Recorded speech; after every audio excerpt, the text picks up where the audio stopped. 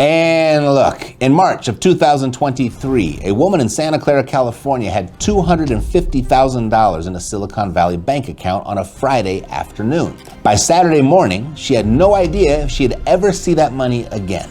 For 48 hours, $250,000 was just gone. By the end of 2022, it had $175 billion in total deposits. And here is the anatomy of the bank run, right? Not because she did anything wrong, because the bank did. That was 3 years ago. And since then, quietly, with no press conferences and no headlines, nearly $1 trillion has left the American banking system.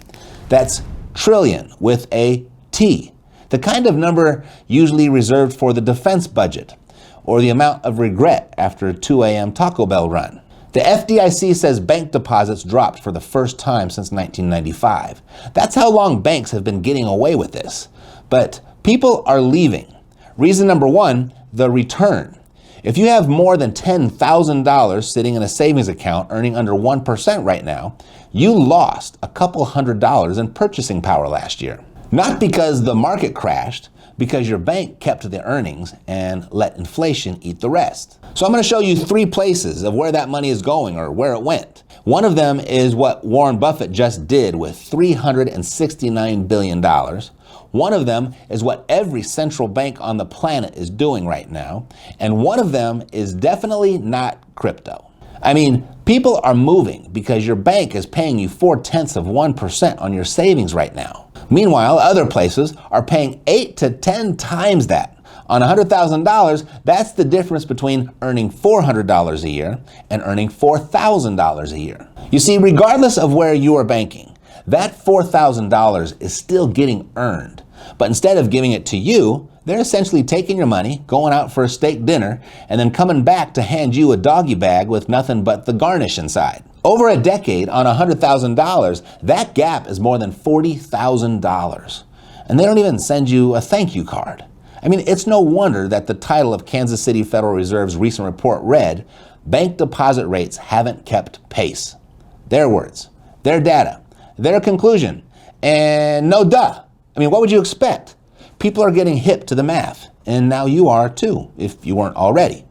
That's the first reason they're moving their money away from banks. The return sucks. And reason number 2, the protection, or the lack thereof. But wait, Matt, my bank is FDIC insured. Yes, insured. I know. Like when you insure your house, the policy covers the house, right? If it burns down, you get a check that rebuilds it. That's insurance. The FDIC Deposit Insurance Fund has $154 billion in it, yet it's covering trillions in deposits. That works out to about $1.42 for every $100 you have in the bank. If your homeowner's insurance covered $1.42 per $100 of damage, you wouldn't call that insurance. You'd call that a coupon. And if you're thinking like so many have thought, I'll just move to a credit union, which, let's be honest, is just a bank with a softer logo and a bowl of stale butterscotch candies. The credit union insurance fund is actually worse. The NCUA equity ratio is 1.3%, lower than the FDIC. They admitted their fund could absorb a $1.4 billion loss before hitting the danger zone. Well, that's one mid-sized credit union. Just one. Same system, same math, different logo on the building. Now, I know what you may be thinking. Banks have been fine for decades, Matt. You're overplaying this. My parents, they kept money in the banks. They were fine. They loved it. And you're right. But your parents' bank was paying them 5% on a passbook savings account. Your bank is paying you 0.4% and reporting record profits. That's not the same deal. That's not even the same sport. But if you're okay with that, because some people are, don't listen to me. I'm not here to mess with your comfort. But if you want to know where people quietly moved that $1 trillion for greater returns, genuine insurance, and greener pastures, here we go. Place number 1, money market funds. This is the simplest move, and it's where most of those $1 trillion already landed. Think of it like this. Instead of handing your money to a bank and letting them keep the earnings, a money market fund takes your money, buys safe short-term government debt, and passes the earnings back to you. It's like a savings account that actually likes you. You put money in, it earns 4 to 5%, you pull it out whenever you want. The banks held on to your money. and held on to the higher returns. A money market fund doesn't. It shares. Retail money market fund assets are closing in on $3 trillion right now. That's not fringe, that's mainstream. The money already moved. The question is whether yours moved with it. Now, a money market fund does require opening a brokerage account, and it's not FDIC insured. It's a different kind of coverage. But stay with me and I'll show you exactly what I do to solve both of those problems and get the best of both worlds. I'll show you that before we're done. It's so simple, you won't believe it. But first, place number 2, short-term Treasury securities. So that money market fund, it buys Treasury bills and passes the earnings on to you. But you can cut the middleman out entirely and buy the Treasury bills yourself, directly from the US government.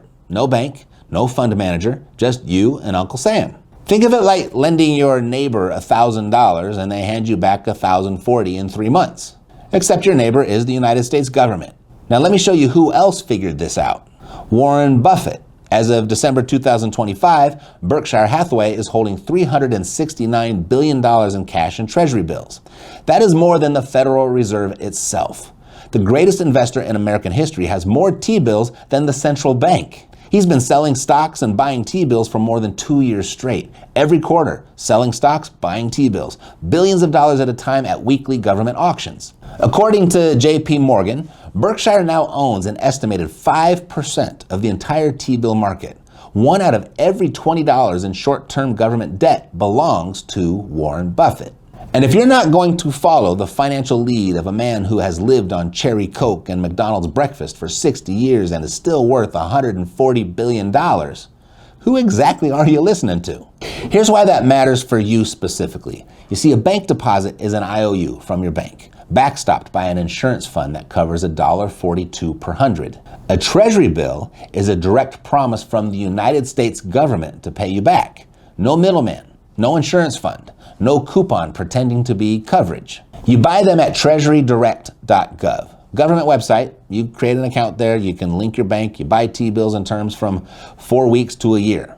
When they mature, the money goes right back to your account. No broker, no fees, same system Buffett uses, available from your kitchen table. But here's the thing, even Treasury bills are still paper. They're still inside the system. Better paper, smarter paper, but paper. And that brings us to place number 3, physical precious metals. This is the only asset on this list where nobody owes you anything because you already have it. And before you tune out, I'm not telling you to buy gold. I'm showing you what the people who manage currencies for a living are doing with their own reserves right now. Central banks bought 863 tons of gold last year. The World Gold Council surveyed central banks worldwide. 43% said they're buying more this year. Not one said they were selling. Gold hit 53 new all-time highs in 2025. Total demand crossed 5,000 tons for the first time in history. JP Morgan just revised their forecast to $6,300 an ounce by the end of this year.